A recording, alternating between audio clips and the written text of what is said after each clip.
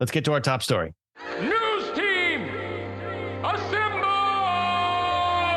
Let's get down to business. And I got news for you. Tonight's top story comes to us from Bloomberg. This is a rare opportunity where I actually got behind the paywall, and I'm hoping that all you Bobs out there can follow this link and get behind the paywall as well, because this is a topic near and dear to my heart regarding the formation, the genesis, if you will, of the Bottle of Brown podcast was we were all at home, working from home. And so the title of the article, which is dated September 26th, is Can My Employer Make Me Return to the Office? Inquiring minds want to know. What do we think before we begin? Yay or nay? I hope yes. I'm the cynic. Jones? I'm the boss. I also feel like, Yeah, he's the. do you want to get paid? Do you like work? Then get your ass in. Now, I don't necessarily need that. Many of my employees work from home, but We have a yes. should I need it or feel like it's beneficial to me, the employer? Then yeah, that's what I hope. Jay? I'm team angry and mad.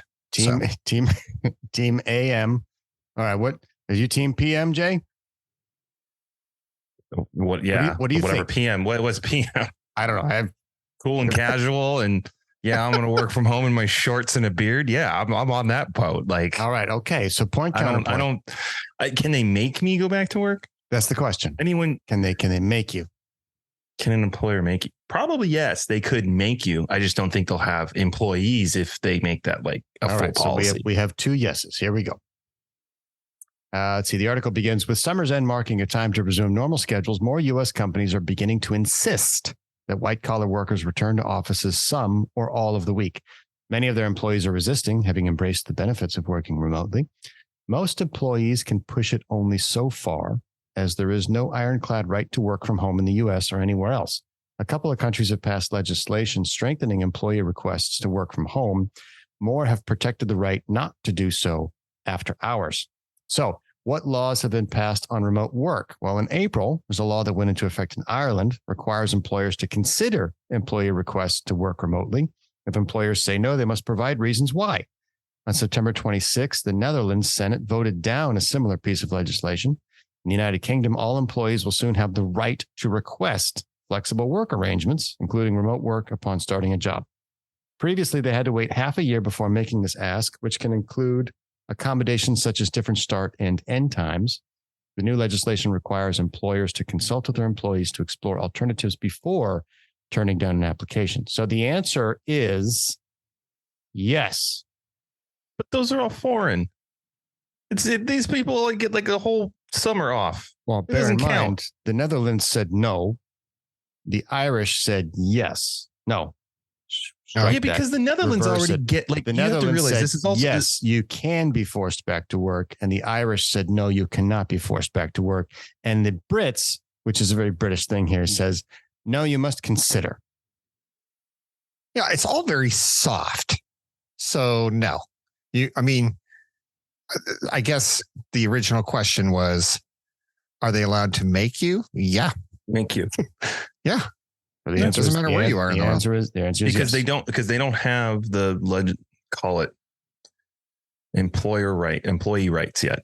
Yeah, there is because no that's what they're trying to put legislation forth. prohibiting an employer can they make you? forcing an employee back. The answer is Yeah. yes. So for those of you that were hoping for something else, sorry. This is all non-union stuff, though. The article continues. What are the limitations I'm of not these moving. rules? These measures don't establish a right to work remotely, but rather a right to ask to do so. Critics point out that they don't prevent companies from saying no for the same, sometimes opaque reasons they're given in the past. For instance, these arrangements would hinder work quality and performance. Number 3, how do laws protect the right not to work from home? In a number of countries around the world, the so-called right to disconnect laws have gained traction. These measures essentially protect the right not to work from home or wherever an employee may be after working hours by restricting employers from contacting staff at those times. So this Leon's a little different. This is once you clock out, you clock the fuck out. Mm-hmm. You know, you don't go to your desk and eat your cheese sandwich and then you're back on the clock. When you break, you break. Pioneered by France in 2016, the rules have spread to other European countries, including Spain, Portugal, and Belgium, as well as beyond to Colombia and Canada. Kenya is considering such a measure. Critics, however, have questioned the enforceability of such laws. 4, short of a general legal right, what recourse do I have if I want to keep working from home? Many U.S. employers offer flexible work arrangements, such as remote work, to workers who qualify under policies set by individual companies. Beyond that, there are a few avenues under existing law that U.S. workers can pursue. For employees with disabilities, U.S. law requires employers to provide reasonable accommodation. You guys know what reasonable accommodation is? Nobody does. Think wheelchair ramps, think ergonomic keyboards, think wide aisles between cubicles. That's reasonable accommodation. So you can't make it difficult for somebody that's eligible to work at your company. You can't make it difficult for them to work there. And if you do have such a problem, like you don't have an elevator, you don't have a wheelchair ramp, then I think that is part of reasonable accommodations where you can say you can work from home because the office we want you to come into sucks for somebody in your condition. So employers aren't required to grant any specific accommodation if it creates them an undue hardship. That's the other side of it is, if we were to provide reasonable accommodation for you, it subjects us to an undue hardship. So workers with disabilities who go to court to challenge a denied request to work remotely tend to lose. But the odds seem to have shifted since COVID-19 launched a remote work revolution. According to Bloomberg Law Analysis, employees won about 40% of such cases in federal court in the 2 years before July 2023, up from about 30% in the 2-year period before the pandemic. So it is becoming a thing of challenging return to office policies because of reasonable accommodations. Well, so yeah, but there's a big word in there, a disability. And I think in true American or human fashion, people are going to find a way to exploit it. It was not put into place for people that have it's stressful for me to be in a workplace with other people. I'm stressed. It makes me stress, and that's a disability. It's for people with actual fucking disabilities. People who would love to be able to walk in the office, but they don't have 2 working legs, or people that would love to, be able to hear conversations, but their hearing is impaired, or see, or whatever, like real disabilities, not. And I'm not saying mental health isn't a disability, but people exploit it. And we know that because how many, what's the word? Emotional support animals. What are we talking about? We're talking, emotional support. And we're talking about microaggressions. Yeah. I mean, that people will find a way, exploit it, find doctors or whoever to support it because they're looking for a buck too. And it's done. The rule is meaningless. So I wish the true intent of the rule, which is a positive thing, to say that, hey, people who have a disability, they deserve the same ability, unfeathered route to be able to make a living for themselves. And if they're going to do good quality work, you have to do your part as a citizen to make sure that you can do that. And I think that's fair. The problem is for cynics like myself, that I think that for every one real event that meets that qualification, there's like 30 that are going to exploit it that really don't qualify. And that we have to deal with that from a legal standpoint in the country. So speaking of legal, we also have another rub here. So workers in the U.S. with caregiving responsibilities are not entitled to remote work under the Americans with Disability Act or any other federal employment discrimination law. However, while the Family and Medical Leave Act allows eligible employees as many as 12 weeks of unpaid leave to care for a family member, that's FMLA, with a serious health condition, it doesn't guarantee the option to work from home. Employers can, however, be sued for discrimination if they don't provide equal access to remote work to all protected groups, such as caregivers or employees with disabilities. So there is an option to go after discrimination. So if you want to caregive for a disabled relative at home, and somebody else gets that, you can sue for them saying, no, he can do it, but you can't, so to speak. Number 5, what about enshrining remote work in work contracts? An obvious way for an individual to protect the right to work from home is to write it into his or her employment contract before starting a job. Of course, many workers don't have the leverage needed to strike such a deal if an employer isn't amenable to it in the first place. Remote work provisions were relatively rare in union contracts, see above, Leon, before the pandemic, but they're cropping up in more labor negotiations. A union representing workers at the U.S. Environmental Protection Agency won a deal that protects remote work options. Unions representing workers at Reuters and the New York Times secured hybrid work options in contracts that were ratified by workers in January and May, respectively.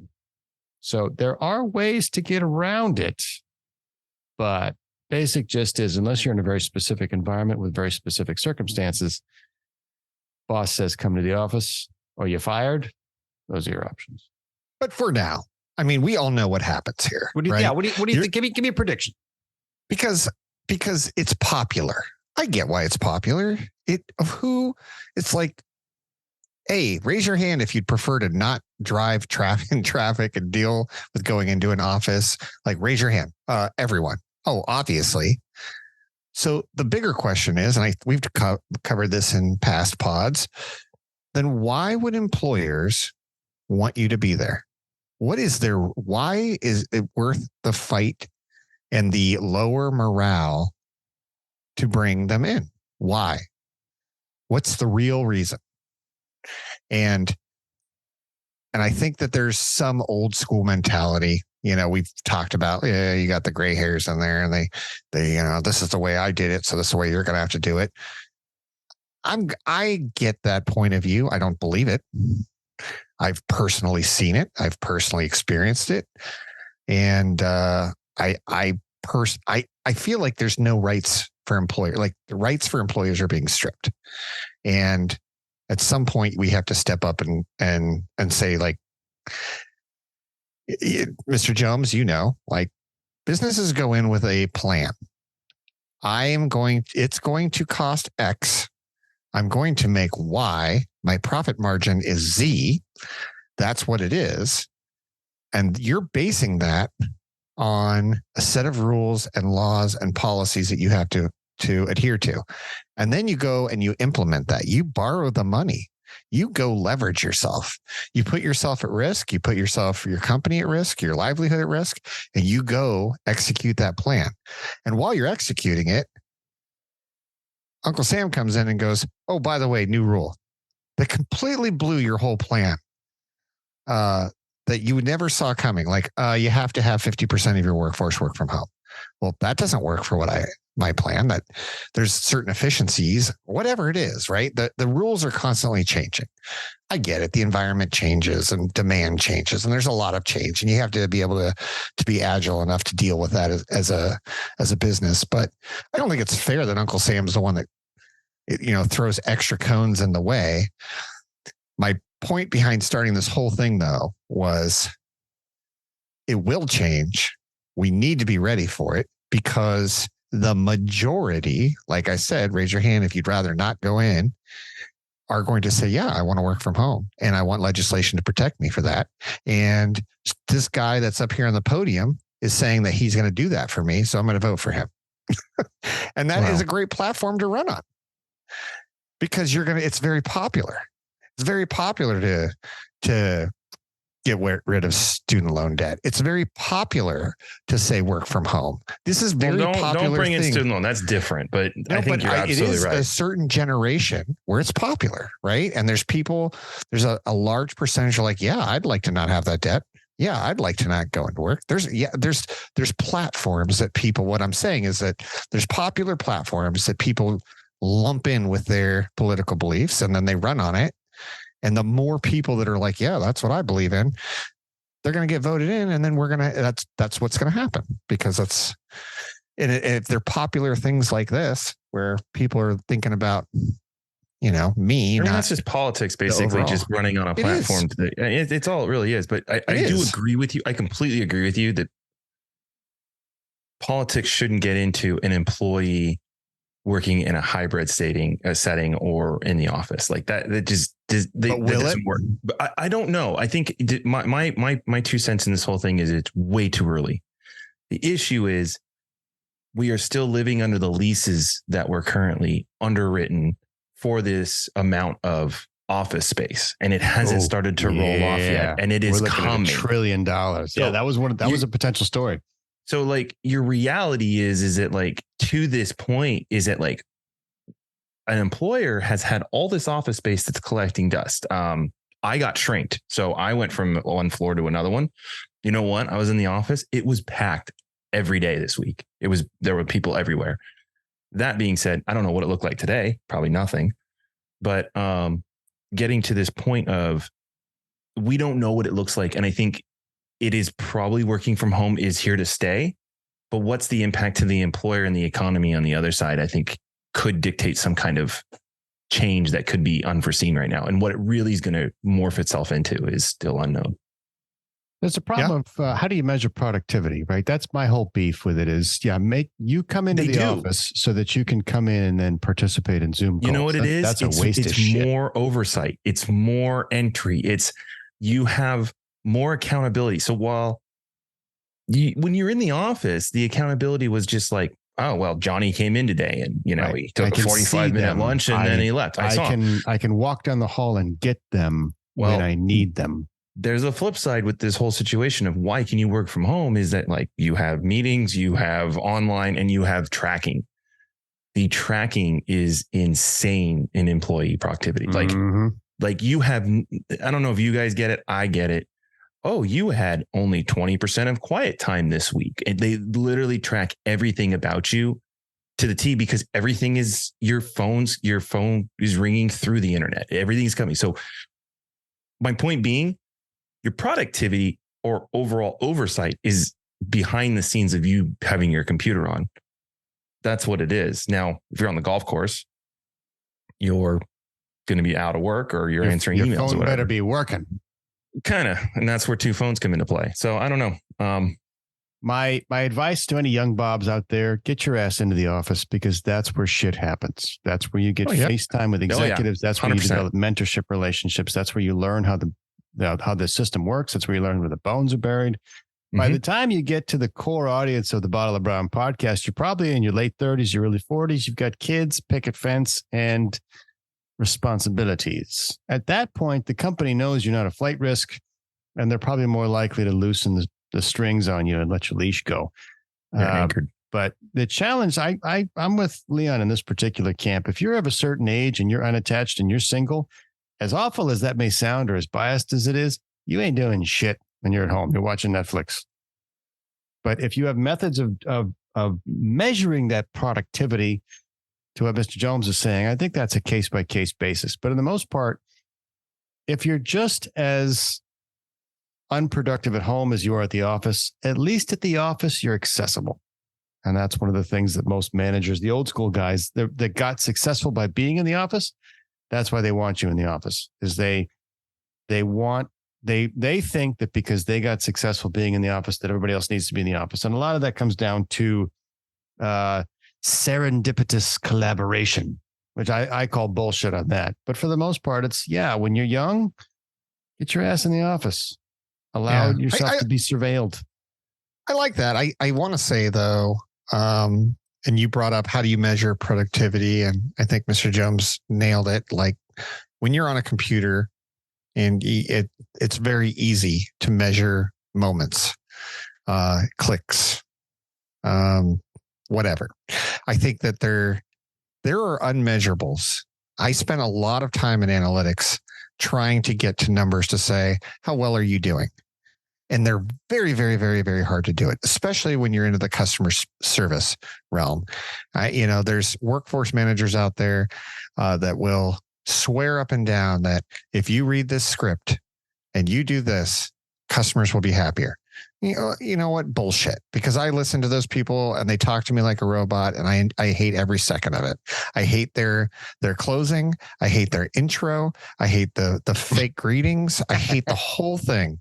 And I think there's a lot of people that are like that, but they found a way to measure something, this one microcosm. And they said, as long as we can measure this and we can report up to our bosses and our CEOs and our stockholders that we're doing this little thing well, then we're doing great. Or profit margins or whatever your measurement is. I will tell you, and it's from spending a lifetime in offices, there is, and I personally moved my office, not because of its location, not really because of the price, although I saved a little bit, but because of the way that it was organized. I had an old office where everybody had their own office with doors and everybody was separated. I hate that. I want a collaborative space where we're all in the same area. And it made a huge difference because I can overhear other people's conversations just like they can hear mine. And we're all in the same loop all the time. And that is an efficiency I can't put a KPI on, but it is very powerful and it saves a lot of time and a lot of embarrassment and a lot of conversations that didn't need to happen. And that's what happens in person. And I don't know how to throw that out as anything but a positive. If you are in a business that requires collaboration of any level, of overhearing a conversation, Mr. Jomes in his business, if you overheard that Fannie Mae is doing this new thing like multifamily loans that are at 5%, which by the way, I'd love to talk to you about at some point, that all of a sudden it came out today. But you overheard that, like, cause you're tracking your own stuff over here, but you just heard this really cool thing that Jim and Bob were talking about, or Jane and Janice were talking about over here. And you weren't tracking that because there's so many efficiencies you just can't put a KPI around about working in person with other professionals doing the same thing that you're trying to do. That's the secret sauce. And I don't know how to put a number on it. That's going to be the number one argument for return to office, Leon, is if you have an open environment where you can have active collaboration because you're eavesdropping on each other. Yeah. If you have a work environment where you have 6-foot walled cubicles with closed doors, then there is no serendipity. There is no collaboration. I agree with that. That's a waste of time. Yeah. So, I mean, there's nuance in all things, but there's some interesting ideas here. The reason I wanted to bring it up for discussion is there is a growing cohort, typically among the young, and I'm talking about Generation Z here, people that are under 27, that start to feel like there's an entitlement of, I should be able to work from home. It's like, well, I don't want to be the boomer here, but seriously, get into the office, especially the headquarter office, because if you want to excel in your career, it's not because of how well you do your job. And I hate to be the bearer of bad news, but there is no such thing as a meritocracy. The guy that's going to hire and promote you wants to know that you share something in common with them. And that's a he and a her thing, by the way. So get your ass into the office, get some relationships, start networking. Business is a people-centric operation. And you can't do that through Slack as much as you like to think you can. Wise words from Danny. Mm-hmm. We beat that one like a dead horse. We did. The horse is dead. Kick it.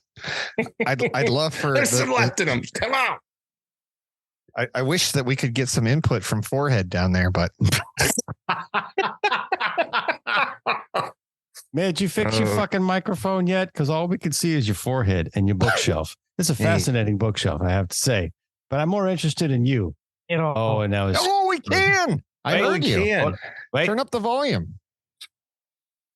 Tweak it, man. Wait for it.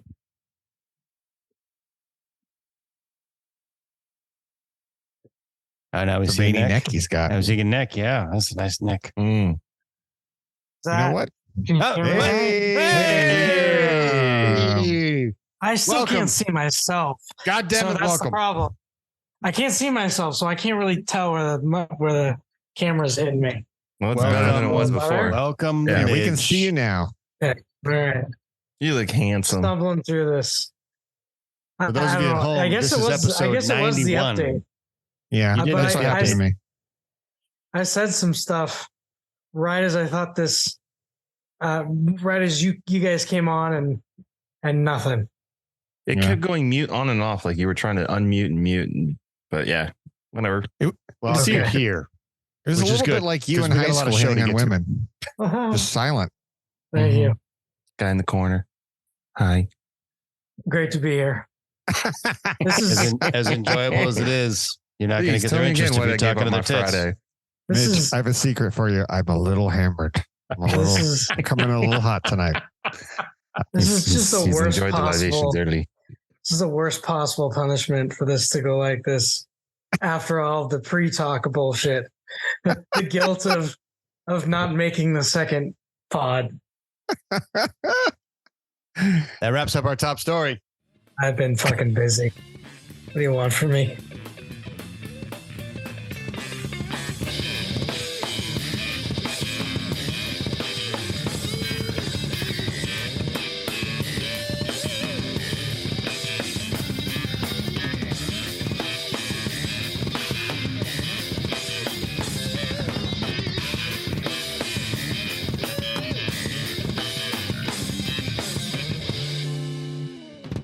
This place is dead anyway, man.